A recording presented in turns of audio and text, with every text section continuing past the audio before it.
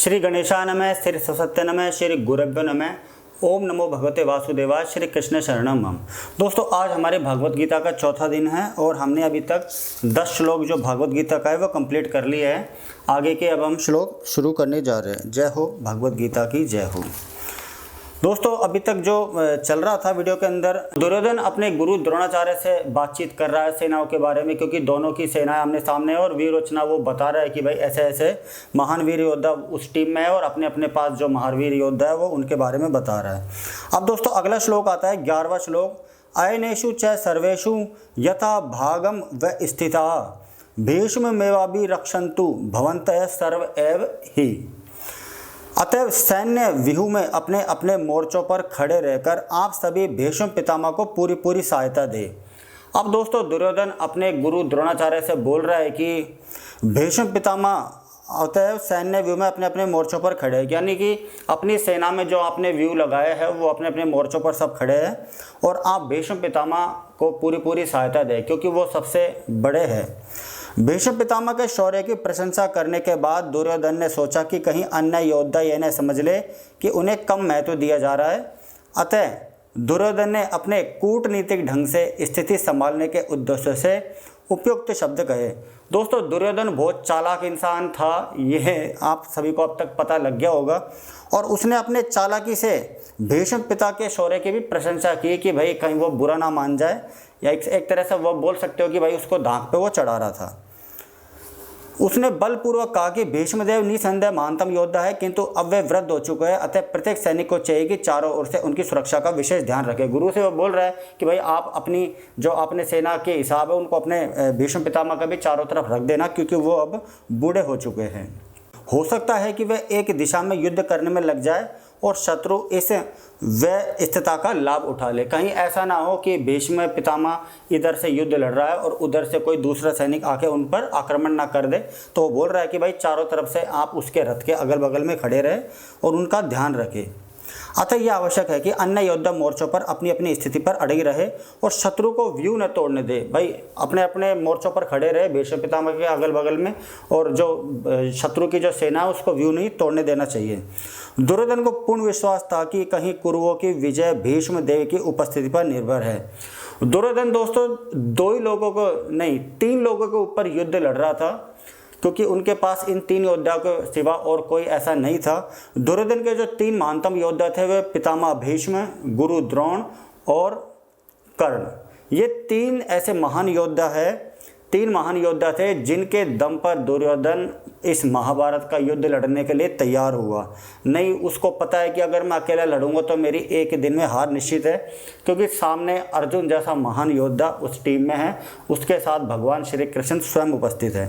उसे युद्ध में भीष्मदेव तथा द्रोणाचार्य के पूर्ण सहयोग की आशा थी, क्योंकि वह अच्छी तरह जानता था कि इन दोनों ने उस समय एक भी शब्द नहीं कहा था जब अर्जुन की पत्नी द्रौपदी को असहाय अवस्था में भरी सभा में नग्न किया जा रहा था और जब उसने उनसे न्याय की भीख मांगी थी। दुर्योधन को यह पता था कि भाई भीष्म पितामह और गुरु द्रोण तो मेरे पक्ष में रहेंगे ही रहेंगे, इसलिए उन्होंने उनसे बिना पूछे युद्ध की घोषणा कर दी थी और युद्ध तैयार हो चुका था।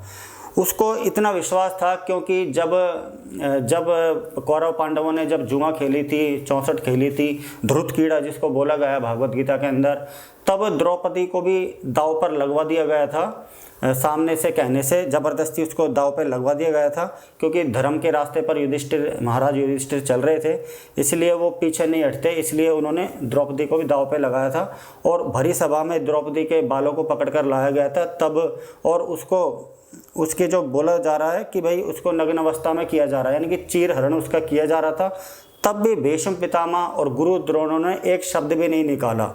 इसलिए दुर्योधन को पूरा विश्वास था कि भाई ये अपने पास है ही, इन्होंने उस वक्त कुछ नहीं कहा था तो ये मेरी बात जरूर मानेंगे।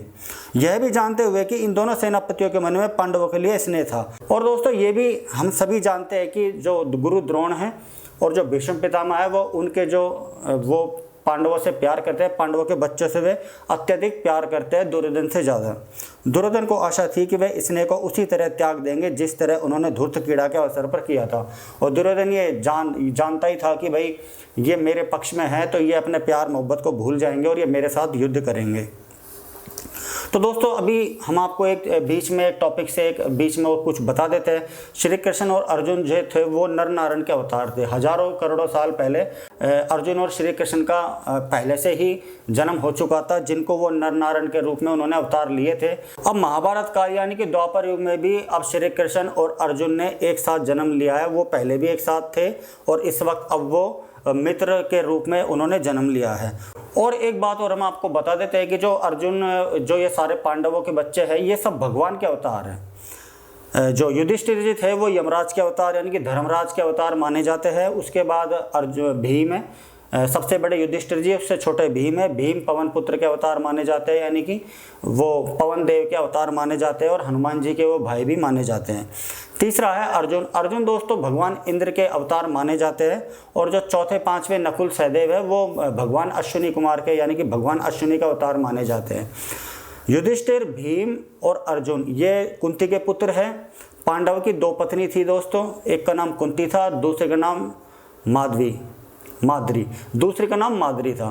तो कुंती के 3 पुत्र हुए थे, युधिष्ठिर, भीम, अर्जुन, और माद्री के 2 पुत्र हुए थे, नकुल और सहदेव। तो दुर्योधन को ये पक्का पता था कि भाई सामने तो सारे देवपुत्र है, तो इनसे बाजी मारने के लिए भीष्म पितामह और गुरु द्रोण हमारे साथ ही होने चाहिए। अगला श्लोक आता है 12वां। तस्य सजन्यन हर्ष कुरु वृद्ध है पितामह, सिंहनादम विनधोच्चैहि शंख है दद्मो प्रतापवान। तब कुरुवंश के वयोवृद्ध परम प्रतापी एवं वृद्ध पितामह ने सिंह सी गर्जना की सी ध्वनि करने वाले अपने शंख को उच्च स्वर से बजाया, जिससे दुर्योधन को हर्ष हुआ। ये सारी बातें सुनकर अब जो भीष्म पितामह ने उन्होंने युद्ध की घोषणा कर दी और युद्ध की घोषणा के लिए उन्होंने अपने शंख को बजाया और इतनी जोर से बजाया कि उसकी ध्वनि चारों तरफ गूंजने लगी। ये इसको देखकर दुर्योधन को हर्ष हुआ, दुर्योधन को खुशी हुई कि चलो जोश में आ गए भीष्म पितामह जी। कुरुवंश के वयोवृद्ध पितामह अपने पौत्र दुर्योधन का मनोभाव जान गए और उसके प्रति अपने स्वाभाविक दयावश उन्होंने उसे प्रसन्न करने के लिए अत्यंत उच्च स्वर में अपना शंख बजाया। भीष्म पितामह को ये समझ में आ गया कि भाई ये कैसा व्यक्ति है, तो उसने उसको प्रसन्न करने के लिए, खुश करने के लिए जोर से शंख बजाया, जो उनकी सिंह के समान स्थिति के अनुरूप था। अप्रत्यक्ष रूप में शंख के द्वारा प्रतीकात्मक ढंग से उन्होंने अपने हताश पौत्र दुर्योधन को बता दिया कि उन्हें युद्ध में विजय की आशा नहीं है, क्योंकि दूसरे पक्ष में साक्षात भगवान श्री कृष्ण है। भीष्म पितामह बहुत अच्छी तरीके से जानते थे कि भगवान श्री कृष्ण अवतार है और उनके सामने हमारी कोई वैल्यू नहीं है और वो उनकी जीत निश्चित है, क्योंकि भगवान श्री कृष्ण उनके पक्ष में हैं। फिर भी युद्ध का मार्गदर्शन करना उनका कर्तव्य था और इस संबंध में वे कोई कसर नहीं रखेंगे।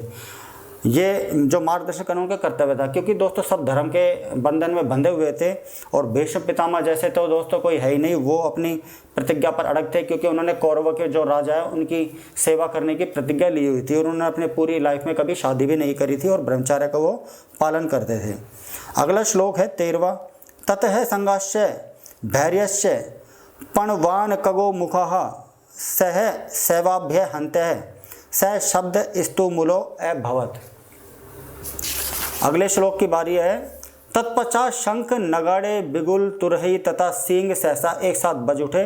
वह समवेत स्वर अत्यंत कोलाहलपूर्ण था। अब चारों तरफ से तरह तरह के यंत्र बजने लगे, जिसमें नगाड़े, बिगुल, तुरही, सींग, सहसा, शंख, ये चारों तरफ से इनकी ध्वनि ने जोरदार गर्जना की और पूरे कुरुक्षेत्र की भूमि में एक तरह का कोतूहल बोला गया, यानी कि कोलाहलपूर्ण, यानी कि एकदम हल्ला सा मच गया था।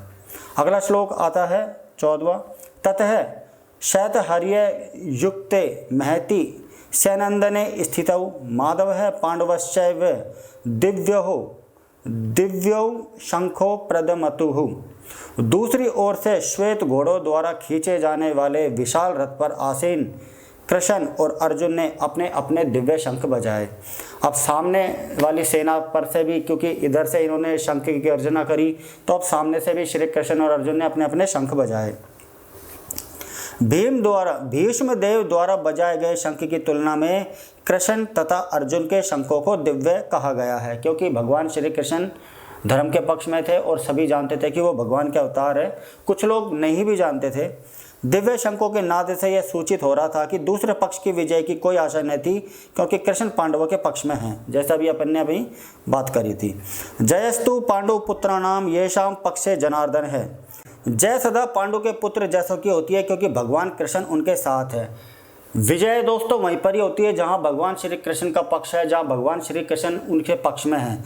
तो इससे दोस्तों हमें ये शिक्षा मिलती है कि हमें भी भगवान श्री कृष्ण को अपने पक्ष में करना है। हम चाहे कोई भी जीवन जी रहे हो, कैसा भी जी रहे हो, भगवान का नाम लेके शुरुआत करो, भगवान के साथ ही सुबह करो, भगवान के साथ ही शाम करो। हर प्रतिफल, हर समय जब भी आप कोई भी वर्क करो, कोई भी कार्य करो, भोजन करो, सो जागो, भगवान श्री कृष्ण को याद करो। और एक मंत्र भी आप बोल सकते हो, हरे कृष्णा कृष्ण कृष्ण हरे हरे, हरे राम राम राम हरे हरे।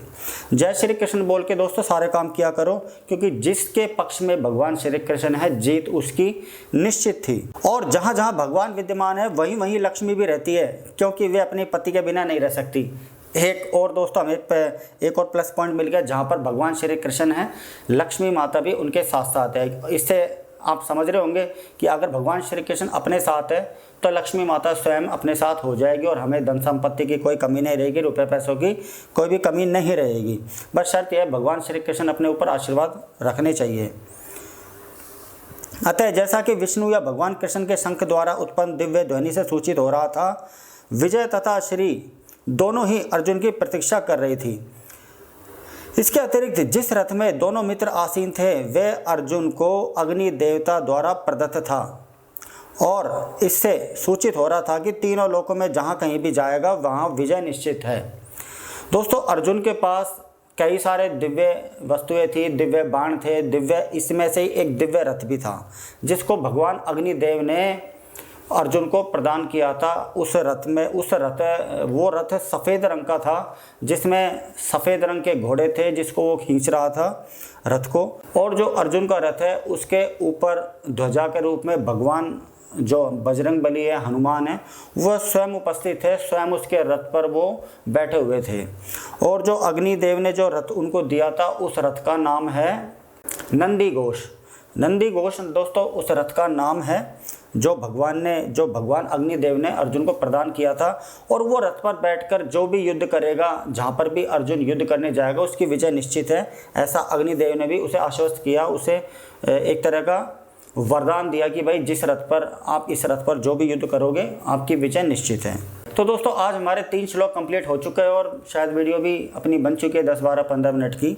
तो मैं इतनी ही बात कहना चाहूँगा दोस्तों, भगवान श्री कृष्ण को अपने साथ रखो, पल पल उनका नाम याद करो, पल पल, क्योंकि भगवान श्री कृष्ण हमारे साथ हमेशा रहते हैं। हम उन्हें देख नहीं पाते, बस हम उन्हें दोस्तों उनको महसूस कर पाते हैं।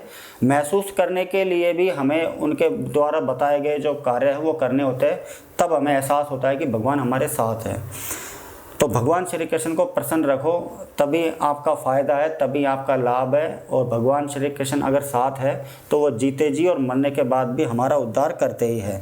तो दोस्तों इसी तरह आप अगर डेली भागवत गीता पढ़ने के इच्छुक हो, और एक बात दोस्तों, और आप मुझे कमेंट करके बताओ कि भागवत गीता में जो लिखा हुआ है उसके अलावा मैं आपको जो अपनी तरफ से कुछ उदाहरण देकर बताता हूँ वो आपको कैसा लगता है। जैसे अग्निदेव का रथ है उसके बारे में मैंने आपको बताया, भगवान श्री कृष्ण और अर्जुन नारायण के अवतार थे करोड़ों साल पहले। तो इस तरह भी मैं आपको बताऊं तो वो आप मुझे कमेंट में करके बता दिया करो कि भाई एक तो भागवत गीता पढ़ो या फिर ऐसे भी मुझे हमें बताते रहो। तो आप कमेंट में आप ये करके ज़रूर बताएं। और आज हमारे 3 श्लोक कंप्लीट हो चुके हैं, कल फिर से हम एक नई वीडियो में अगले 3 से 4 श्लोक लेंगे। ओके दोस्तों, जय श्री कृष्णा, राधे राधे।